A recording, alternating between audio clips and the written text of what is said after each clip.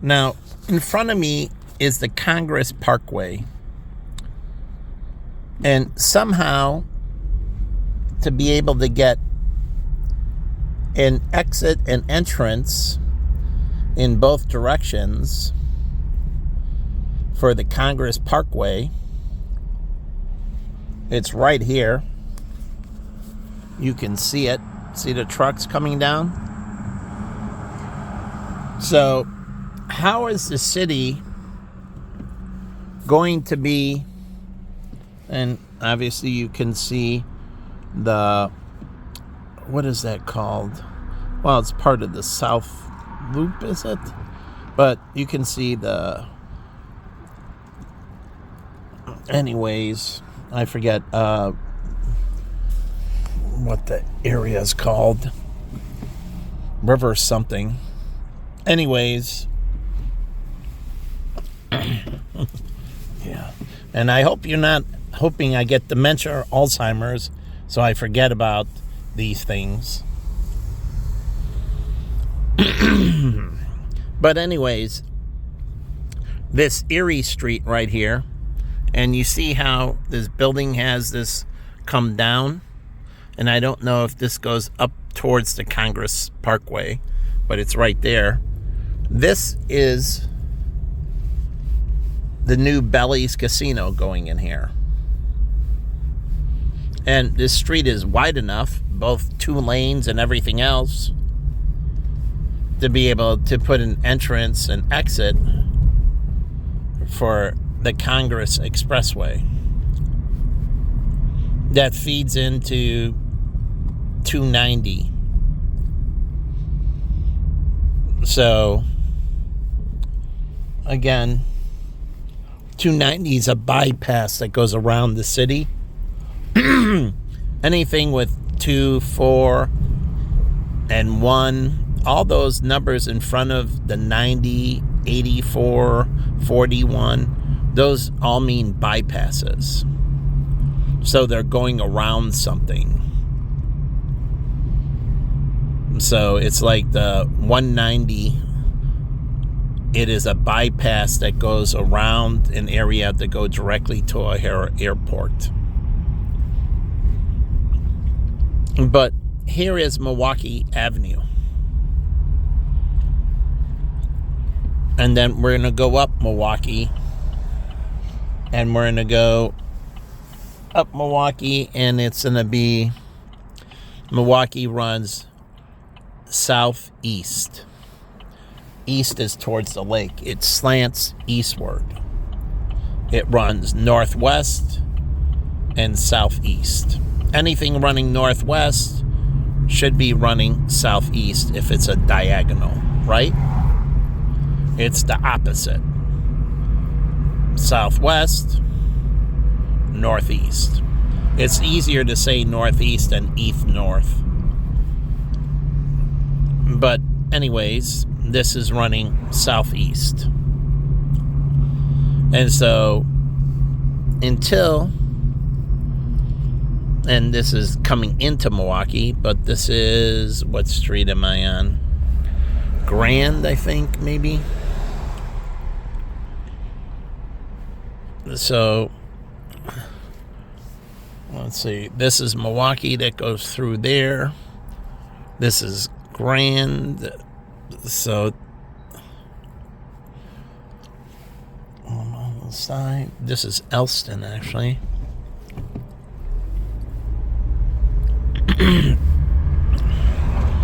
So I'm on Milwaukee.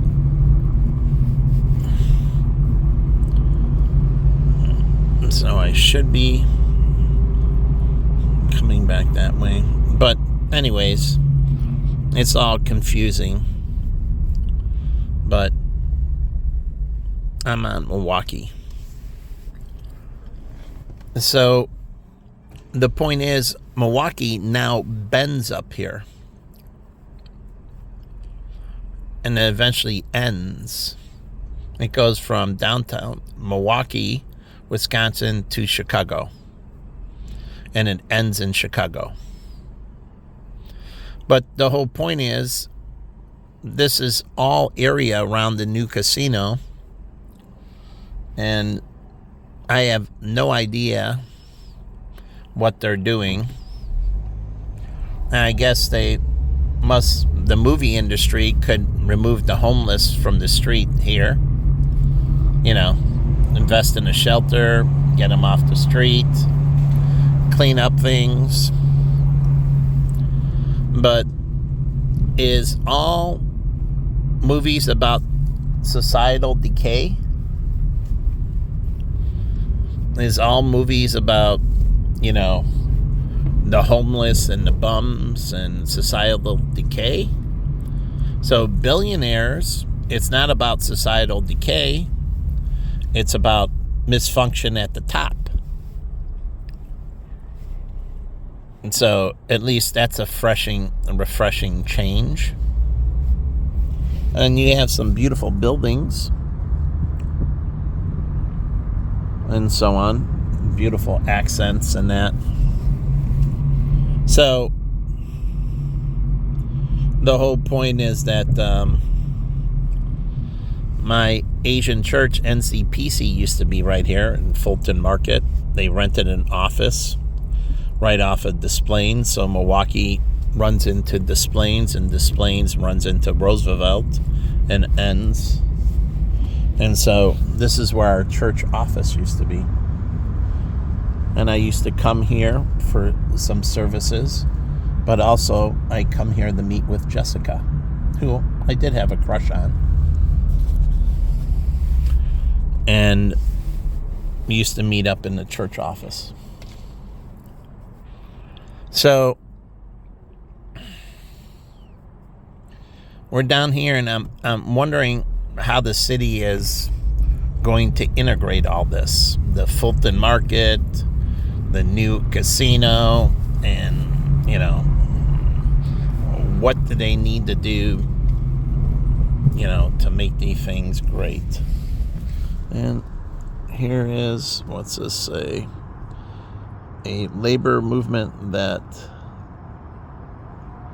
transcends borders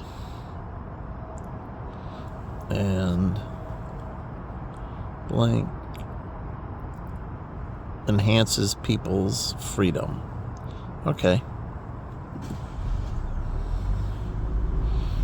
So a labor movement. Okay. And you look at the homeless, what is that? Lack of labor, right? So it's a non-productive sinkhole. So you pump things in to get things out, right? The reason you go to elementary school or preschool, elementary school, junior high, high school, college, grad school, because you're investing in yourself to get things out. So you pour things in to get things out, right? So we've been pouring a ton of money into these people, but where's our return? Truly, where's our return? So, if there's no return, then it's just a waste of money. Obviously, it's not working what's being done, and they might have to change paths or tweak it or scrap it all together and find out another path. Because it seems like all this money that's been pumped in isn't working. Because if it is working, then you wouldn't see them. So that essence of seeing them means that it's not working. And that means people are making money through sloth, through low productivity, not making it happen. And here's the PT, Presidential Towers, which was a big development.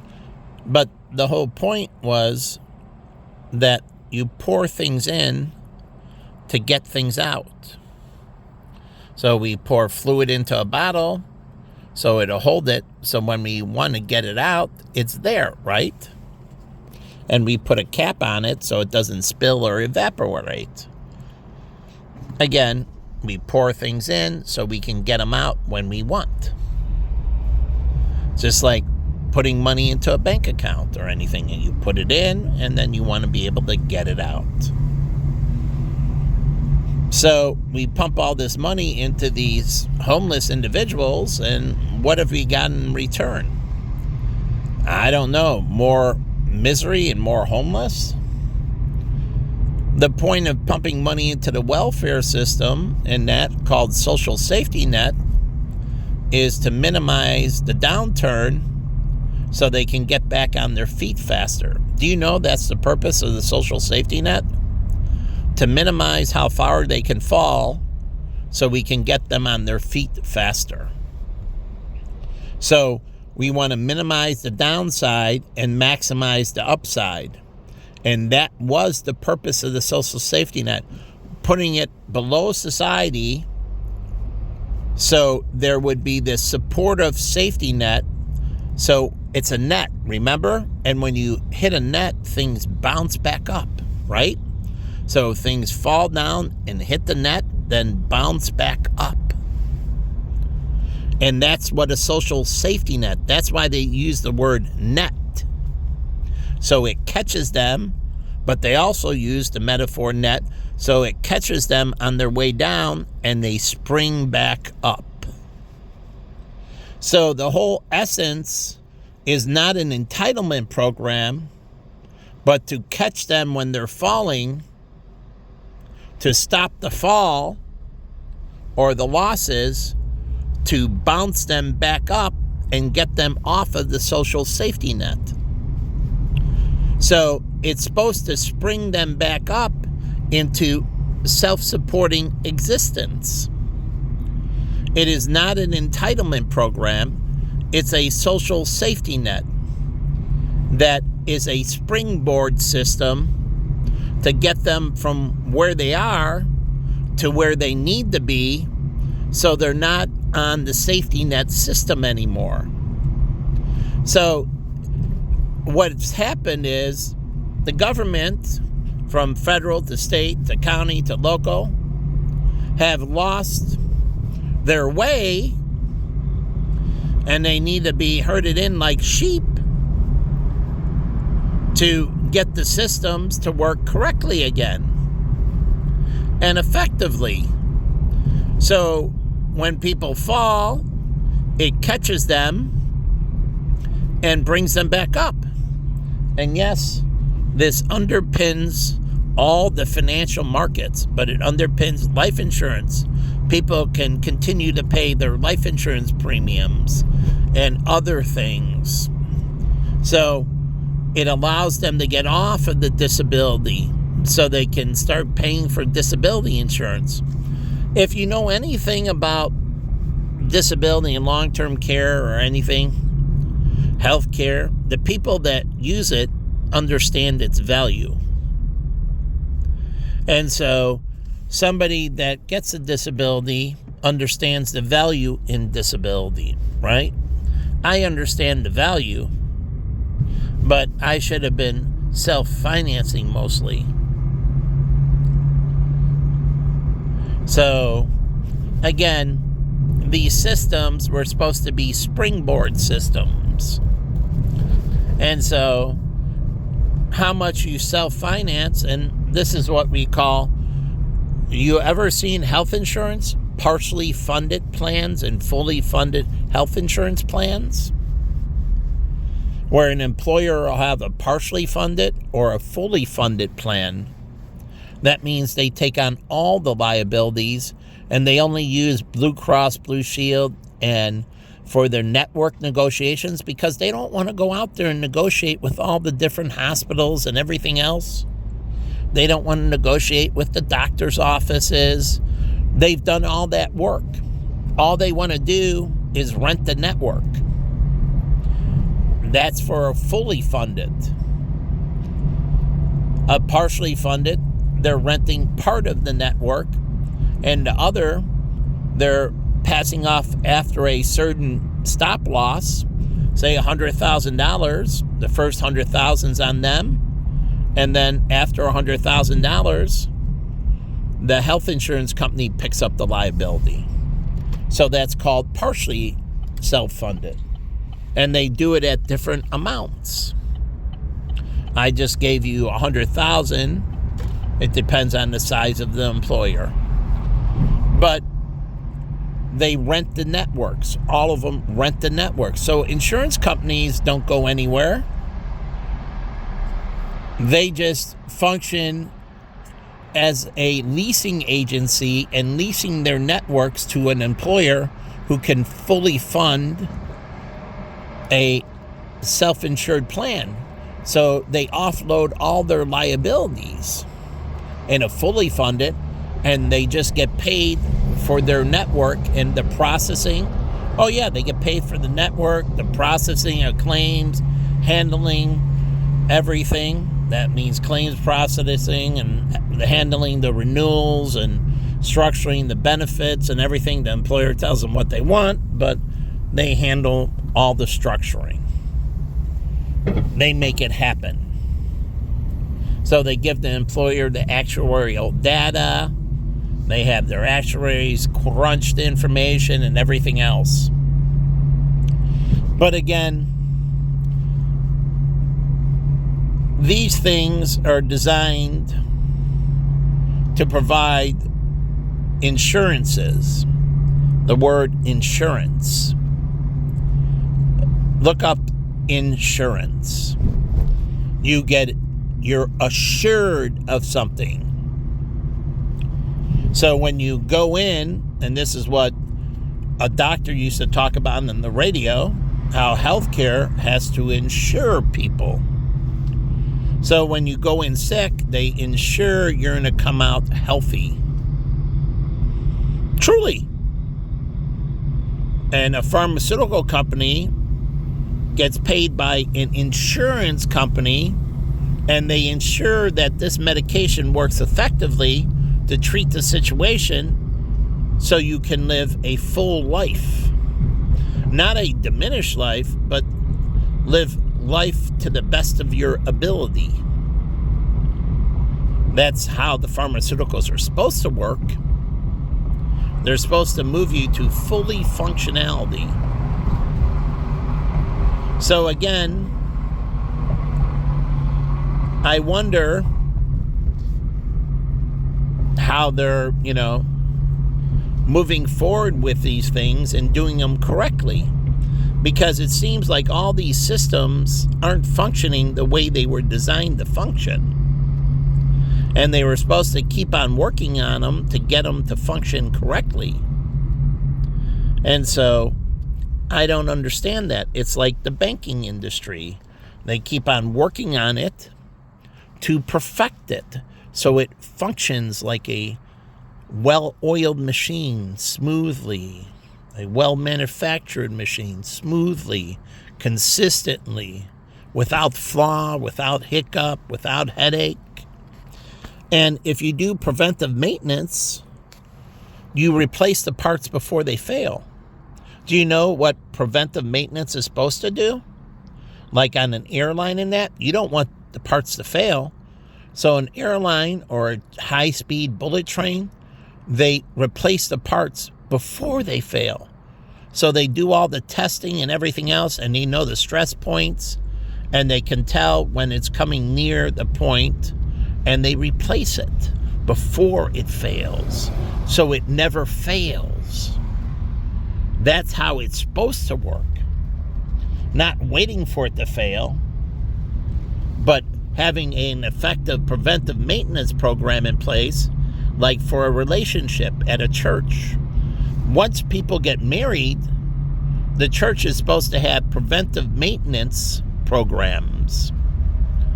And those preventive maintenance programs allow them to go in and get counseling to reunite the relationship, to overcome obstacles. Maybe they're not on the same page with parenting their children or whatever it's supposed to be.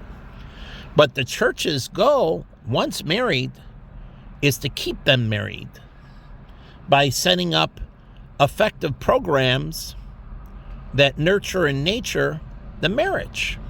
And then when they become parents, the church is supposed to make sure they're successful parents by setting up programs that help nurture them as parents so they can effectively manage their children and raise good children.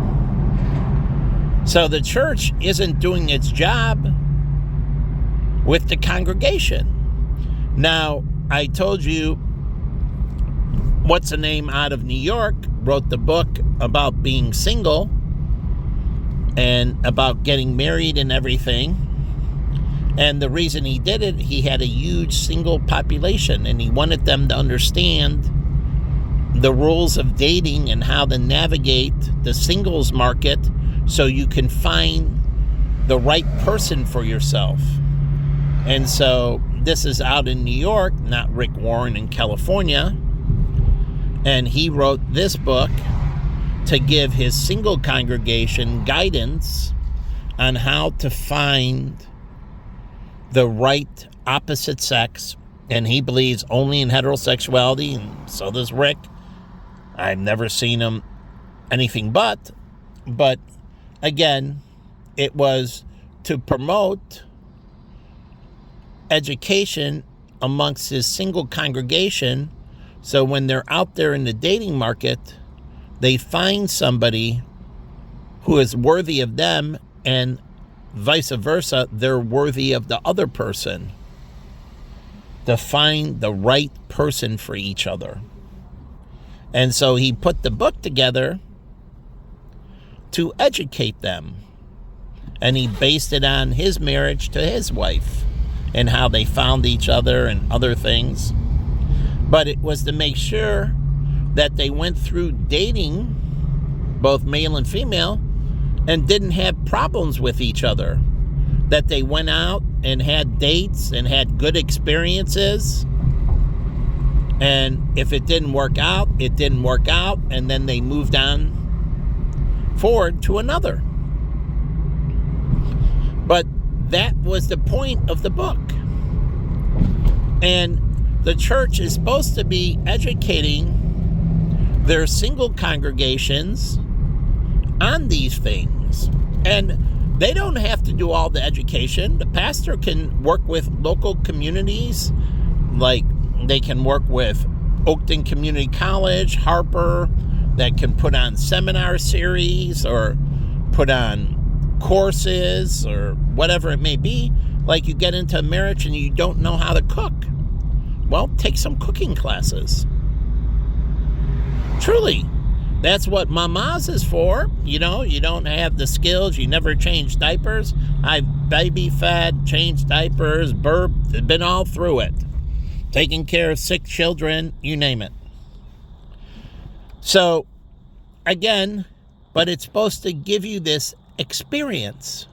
So when the child is born, you have a good understanding on how to properly change a diaper, how to properly feed the child, how to properly care for the child. And so, like mamas can be taught in churches. This preparation for parents, and there can be advanced levels. You know, why? Because you might be having your second kid. And if it's a boy the first kid and it's a girl the second one, well, then you'll have eventually gender issues to deal with between the two of them. And so there are other things to deal with. So understanding, or if they have two boys, and the dynamics between the older and younger. Because with the opposite sex, you still have older and younger dynamics that need to be dealt with. And then opposite sex dynamics. But if they're the same sex, then you have to deal with the differences in age.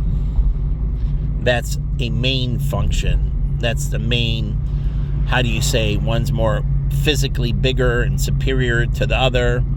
And it can lead to some serious issues of misguidance. What happened with the bombers in Boston? The younger kid, and I read and watched and people talk, the younger kid was successful in his college endeavors, whether it was community college, I think it was, or something, was in high school. He was well liked. The older brother was highly disgruntled. Incredibly disgruntled. The younger brother, very popular, fit in, loving life in the community. The older brother, incredibly disgruntled, not fitting in. Now we're talking about two immigrants, two brothers, not fitting in and having a very difficult time. Not only not fitting in, job-wise, school-wise, societal-wise, just not fitting in. And so what happens with him? He can't get a girl here either. Truly, the dating market, he's, not hitting on a lot of things that attract him to females here. So he's having a lot of difficulty. So what does he do? He gets radicalized because he's really disgruntled. Things are going very poorly for him in the United States. And so he gets very disgruntled. And when he gets very disgruntled, he reaches out and first watches and consumes some jihadist information, and then eventually reaches out to the jihadists because they're pumping, the head of ISIS and all them are pumping all kinds of information into the United States that they gather through the internet. And so they get all this information, and he gets motivated. And he goes over there and flies into a country legally, but it was a country on our ban list. He wasn't allowed to go, but he did. He crossed the border illegally into that country, and then he met up with the jihadists, got training, and they hooked him up with a girlfriend.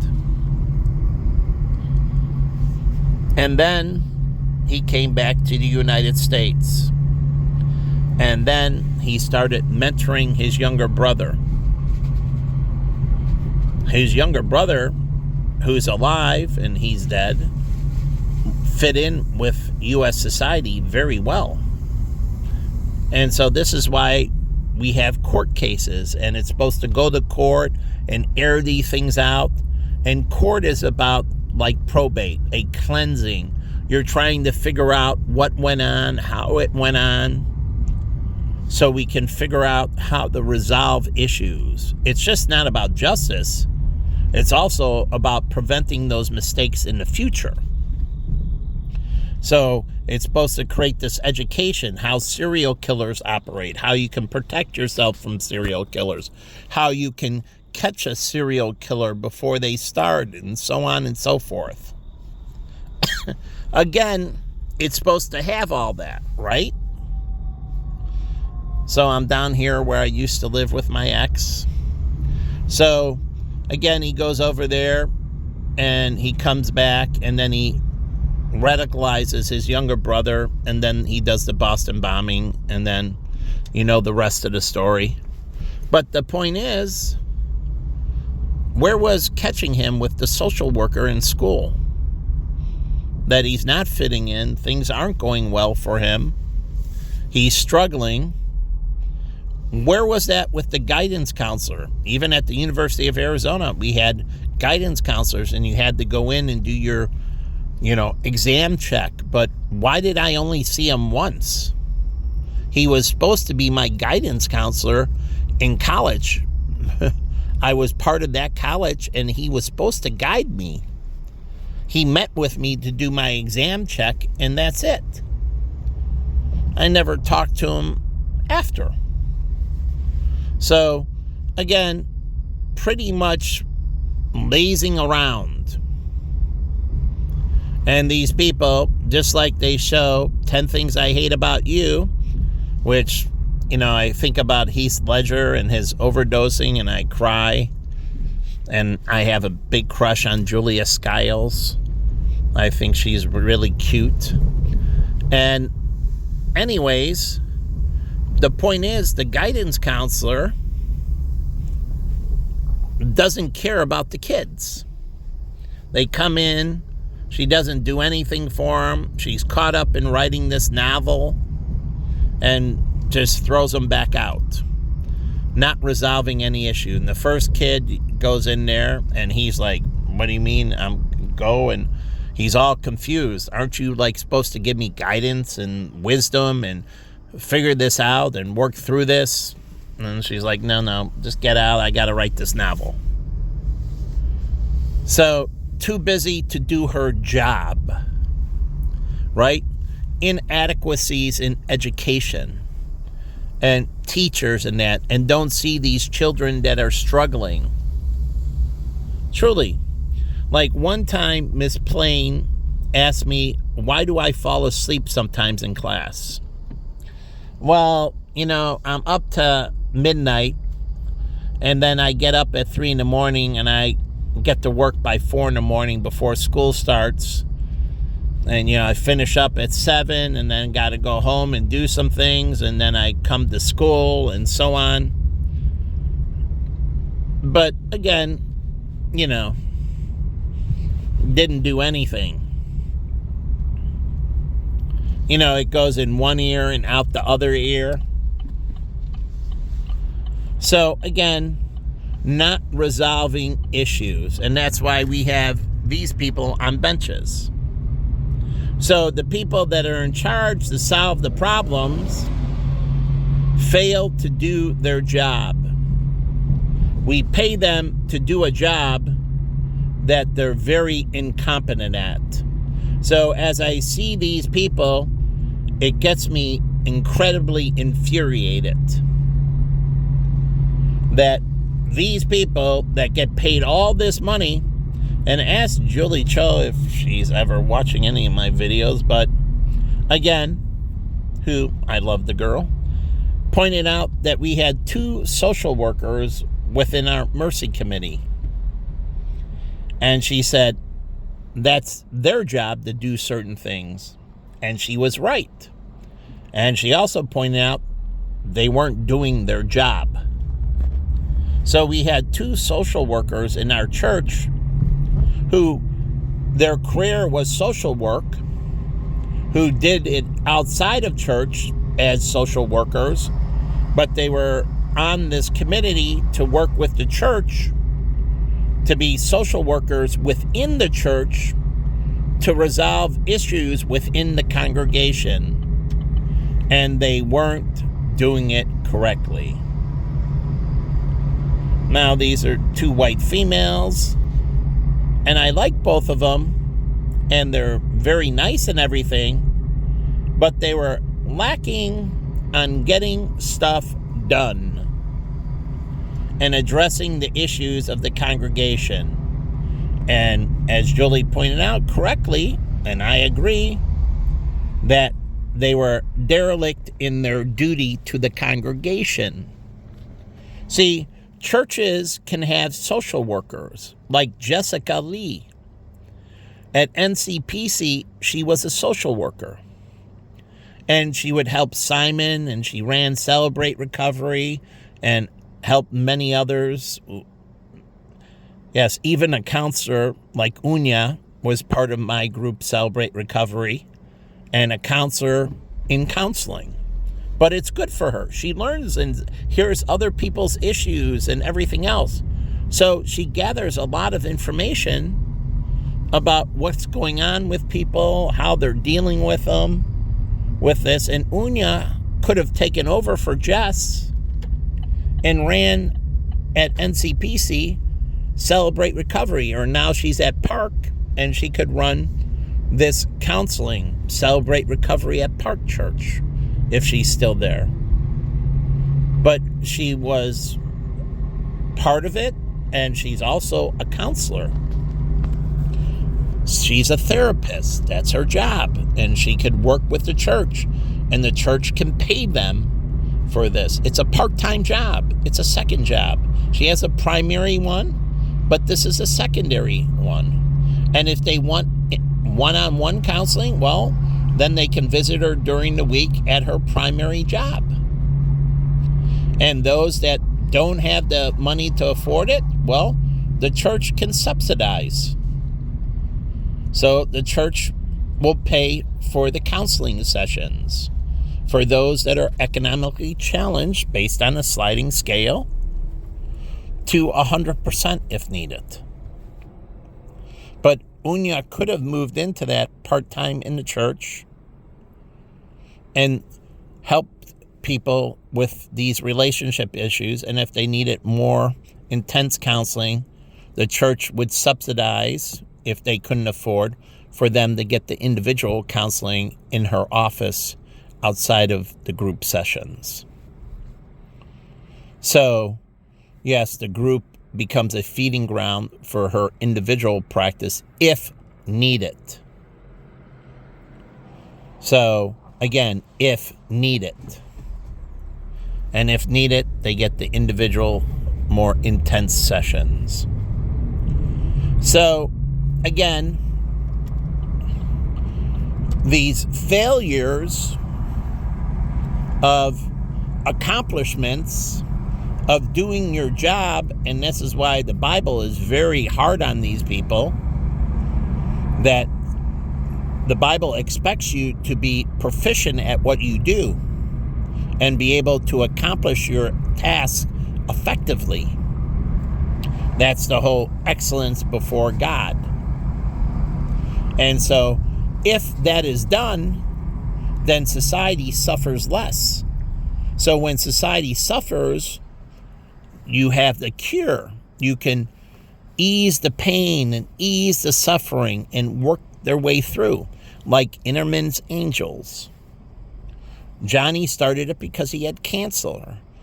And having a proper mentor who's been through it, like I said before, hooking them up. If you have breast cancer, breast cancer. If it's an Asian female, well, find an Asian female that had breast cancer. Truly. But you have to know their backgrounds. Maybe they like hanging around white people more, and they'll connect better. You have to figure out, sometimes just because they're a race, it doesn't mean they connect better with their own people. Everybody takes that as a given, but it's not a given. Most of the time it works, but don't just assume that they better connect with their own.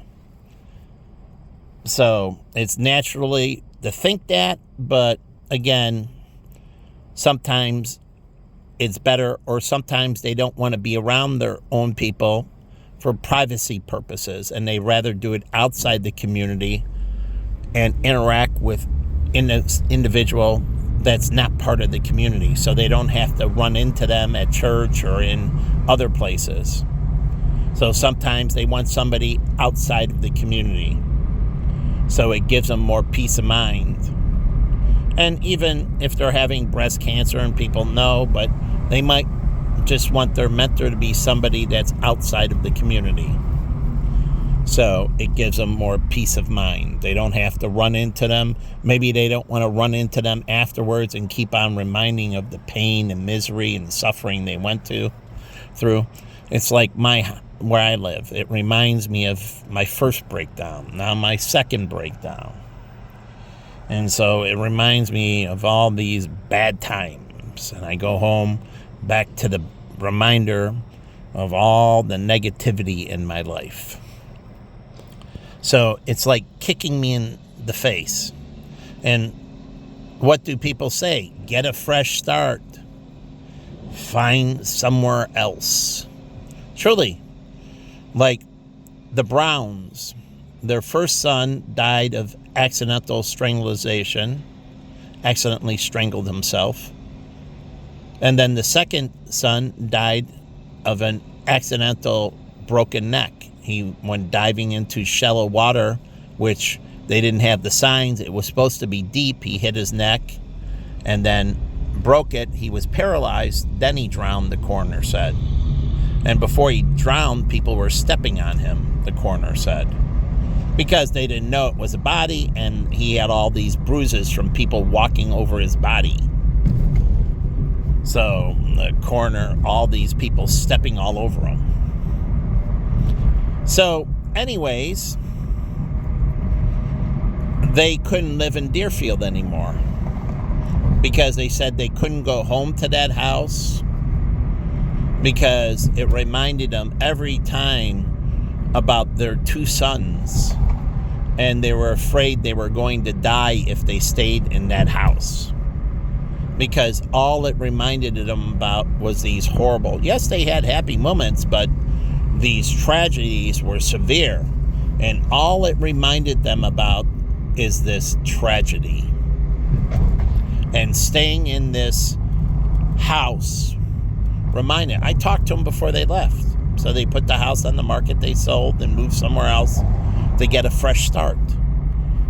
Not to forget their kids, but not to walk in every day and be reminded of the massive loss they suffered.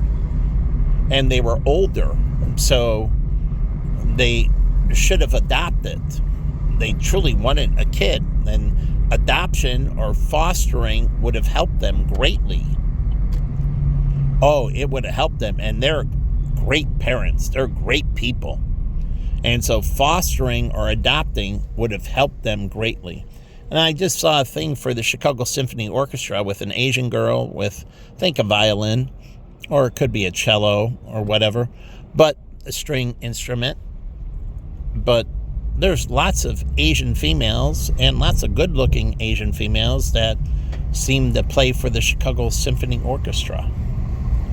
She's a cute girl who I think plays for the Chicago Symphony Orchestra if they took one of their own. It could be. It doesn't have to be. But there's a lot of Asian females. So here's one of my favorite stores, Tumi. And Jen gave me my first wallet. I didn't even know who Tumi was in 2002. She gave me a wallet from Tumi. It was very nice. She was more educated on the finer things in life when it came to clothing and all that than I. And so, again, these systems fail. And that means there's systematic incompetence.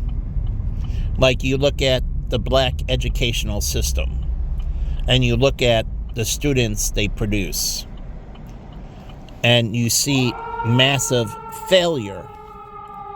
So you see this massive incompetence in the system. But they don't talk about fixing it, Karen Lewis. All she talked about was getting more money for the teachers. And the strikes were about more money, not fixing the incompetence. Now, my friend Nancy, she goes into and works with the public schools, and she sits in teachers' classrooms to give them a grade on competency. And this is something Rahm Emanuel started. And she sits back there and watches the teacher do what they do. And then she writes up an evaluation.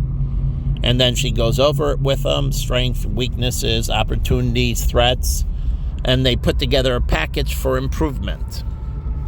Even if the teacher is very good, she still looks for ways that the teacher can improve. Always trying to better the situation. And she's a very bright girl. Now she has her own child, her first. I don't know if she's had a second. Haven't talked to her in a long time, but very bright girl. And she evaluates teachers on their proficiency to educate their students. So, again, she's in this assessment process of trying to improve the Chicago public schools. Karen Lewis, who was running the union, never talked about this. And this is why the auto unions failed constantly. And that's why Ford and Chrysler and everything else lost it. Because the unions weren't constantly reevaluating their members and their proficiency in finding ways to improve their members, to improve their proficiency. And if they improve their proficiency, they make the company stronger, and in turn, they have a strong platform to ask for more money from their, what? From the owners, the shareholders of the company. Because they're doing the company a solid, and now they want the company to do them a solid. So it's a win-win situation. But that's what the unions used to do. Focus highly on the quality of their members, and then from the platform of incredible strength because of the quality of their members, that they were so proficient that they could demand improved conditions, improved benefits, because of seeking excellence before God. So you don't seek excellence from sloth, from filth, from demonic people who are incompetent, that lack the ability, that lack the proficiency to do their job. That means you're overpaying them, and me as a boss, I need to cut your wages, or I need to put you on part-time, or I need to lay you off. But either I get you to become competent, or I need to cut the dead weight, because eventually you're just a sinkhole. And that's what the social safety net has to understand. They're supposed to motivate people. This is not a money pit. And they're supposed to motivate people to get off the social safety net and back on their own feet and on their own dime and determining their own life and off the governmental plan. So, like Pacific Garden says, unshackled. So when they go on the government plan, they get shackled. And if they want to be unshackled, they have to get off the government plan so they can get freedom. Isn't that what they say in Braveheart, Mel Gibson's character? And he's dying for that almighty freedom. So self-determination, or what God gives, is free will. But remember, just like anything, it comes with laws. Even with free will, there are laws, and if you violate the laws, you're condemned. So, thou shalt not lay with another man, desecrating the flesh, and so on. You can do what you want, but I'm saying there are rules. It's not without rules. See, that's how hell is created, by people that violate the rules, and they end up being condemned. So you get a choice. That's what free will is. Either to follow the rules or not follow the rules. That's your choice. And if you don't follow the rules, then you're condemned. And it's the same thing we give here. We call it the public trust. Do you know that? Talk to any IRS agent. They'll tell you about the public trust. So we don't audit people. People drive their own audits. We give them the public trust. We trust and verify. But if they violate the public trust, then we put them on our blacklist. And they never come off it. And their estate is on the blacklist. So their trust and everything else that they leave behind will always be on the blacklist forever. So we give you these things and allow you to move around in society based on the public trust. Here's where the Blackhawks were famous for hanging out, the Lodge. That used to be their big place. And they used to be in there. Chelios and did hang out there. A lot of Blackhawks hung out there. I don't know if Jeremy did, but could have. Ronick and that, they used to hang out at the Lodge. And so you go in the Lodge, and there'd be some Blackhawks players hanging out. And it's a group. They own a bunch of places. The Lodge Management Group. See, I think that might be the first, but they own Pippin's and many other places. So they own several. It's a management group, and they run these establishments. Now, I think the Lodge is the only place on Division, but they have numerous places they run throughout Chicago. But do they still have deep connections with the Blackhawks? They can have autograph parties at the lodge and have Blackhawk players come in, and you can take pictures with them and get autographs and so on at times. Other times, they're just there to hang out, and it's casual. So during autograph sections, you can ask for an autograph. But if they're hanging out and just hanging out, you can be in there, hang out, say hi to them, and so on, and be respectful, right? But at other times, you can take pictures with them and so on, and they can put it on the calendar. Come by, Jeremy Roenick's going to be in the lodge from, blank, blank, signing autographs and taking photos. Outside of that, they shouldn't be photographed, right? So they can work with the Blackhawks and that and set up these times, and they can go there and hang out and not worried about having somebody ask them, can you sign the napkin for me, Jeremy, or anything else?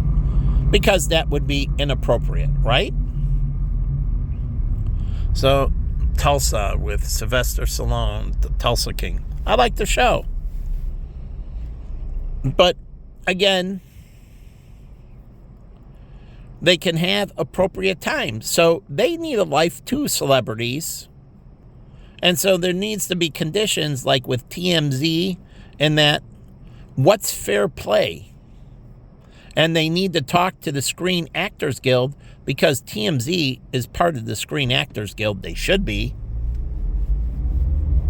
And so they promote movies and do things, Entertainment Tonight, Access Hollywood, and all this. So they need to figure out a balance of when things are appropriate, like the bus tours. What time can they go by certain places? And on certain days, they might be having a party and they're like, skip our place. And so they take a path around. They don't go by the location, so not to interrupt the party, say. But they have to figure out how they coexist. You can't have a Princess Di where she's running from the paparazzis and gets hits a wall, and both her and her husband, I think, or her fiance or boyfriend die. But remember, girls die more in auto crashes. Princess Di died in an auto crash. It was a severe crash. And what were the paparazzis chasing her on? Scooters. They were on scooters. She was in a Mercedes luxury car, but they ran into a cement pillar. There was no cushioning or anything, rails in front, and they ran right into a cement pillar. And she died. And remember, she was in the back. She didn't have her seatbelt on. Princess Di didn't have her seatbelt on. So what does she become? A projectile. A projectile. And so in the back seat, you're in a limo and that, and if a limo slams on the brakes, you become a projectile.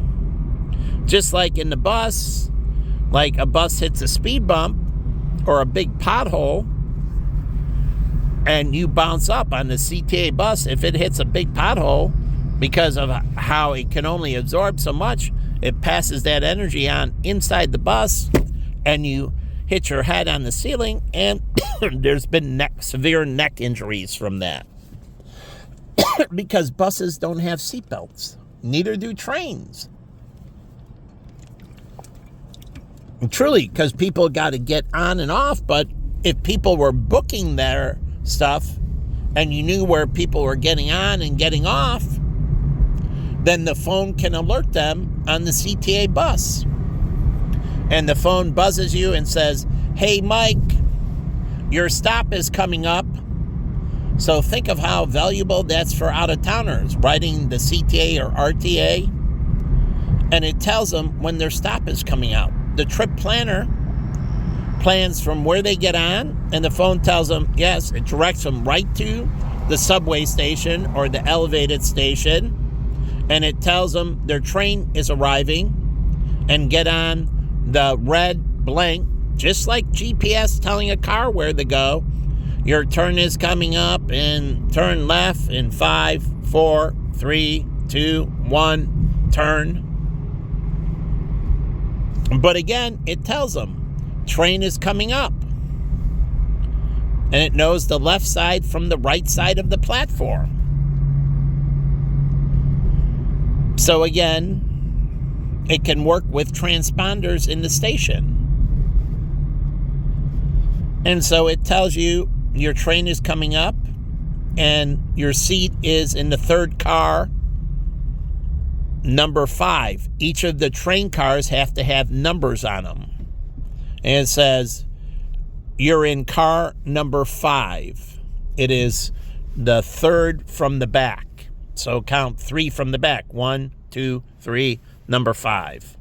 Okay. Or it's the 5th one from the front. 1, 2, 3, 4, 5. Number 5.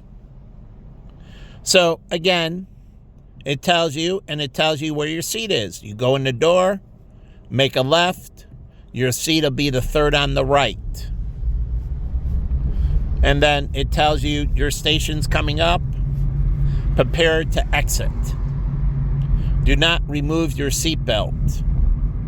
Once this train enters the station, it slows down and it tells it, now you can remove your seatbelt. Now on the airplane, they tell you to keep your seatbelt on till it's fully stopped. But on the train, it's coasting so slow that even if it had to stop, like the minor movement, which it should be moving very slow, it's no big deal. So it tells you to unbutton your seatbelt and present yourself by the door and get ready to exit. And you should be the only one up with other people that are getting ready to exit. But it can do all this stuff in real time. And think about the millions of people that move on in New York and Japan, Tokyo, and other places. And it can make these things so efficient. And right through your phone and the alerts and everything. And so you can get in and out and no problem. Life is grand. You move sufficiently and people waiting for you, and it says wait to all or exit. And how does the phone know? Because it has a GPS location and it knows that all people that are supposed to exit have cleared the train, and it says now you are free to enter the train. All passengers have exited. So if not, you get a violation. And they have what? A dog fence thing where they have the wire, and if you cross over the wire, the phone knows and you get penalized. So they charge you a fine. Yeah, the CTA or RTA charge you a fine for violating the boarding requirements. And so you can have this, but think about this, on high-speed trains and that, they know where you are in the platform. So New York was going to set these cell towers up inside the subway so it could connect to the phone. And then they're doing other things so, you couldn't receive from outside remote communication. It had to be synced up to a person. The phone had to be physically on a person. So, no person, no communication. So, anyways, so if somebody leaves the phone behind, it deactivates the phone. So, again, they have to set up the phone where the phone has a biometric sensor that senses the proximity of a person. So, again, there's the heart rate thing that the military has that can identify you biometrically by your heart rate rhythm and so on. So there are ones that feed through clothing and give a sensor so it can tell if it's near a person. But the whole point is, it can be an incredibly safe and smooth experience, and people can move on and off, and it can penalize people when they do violations. And so preventing these tragedies from occurring, right? We're supposed to, as we get more people, we got to be safer, meaning get systems that make it safer, or we'll get too many accidents and society will suffer too greatly. So again, even insurance companies don't like big tragedy. That's why they won't take big buildings of people. They don't want all people in one building. So they're risk averse. So if a building gets taken, they only want a fraction of that risk, and they share with other insurance companies. So they spread the risk around. So actuaries do that. So even them, they don't want a lot of incidents. It's bad for business. So talk to their actuaries and that. They don't like a lot of incidents. And so there's things like the good hands thing that Allstate does. They refund your policy. They give you cash back, or they reduce your premiums for good driving. And so the more things you do right, the cheaper the policy becomes, and it becomes a golden handcuff in that way. So it's the same thing with life insurance. You know that? Even as it goes up each year, the cost of insurance, if you fund the policy correctly, you're right side up. And as you get older, the cost of insurance actually goes down, not up, because you have more cash value and the death benefit is not growing as fast. So, meaning you're right side up and the cost of insurance is going down. Now we're talking the total cost. The per unit cost has gone up, but the total cost, because you have more cash value, has gone down. So the net cost. So if you're doing an insurance policy right, the cost of insurance is going down for you, and the cash value is building faster as you age. That's a properly designed policy. So anyways, other policies, it washes it out. It offsets it so the cost stays neutral. So there's a few different ways to design. But the whole point is that they understand that things need to go correctly for them to be highly profitable, to pay a dividend to shareholders and investors and so on. Because when things go wrong, the costs are too high, their stock is not worth much, they can't pay dividends and other things, and people that work for the insurance companies can't get raises and so on. And so John Hancock understands this, and they keep on trying to drive costs down and implement vitality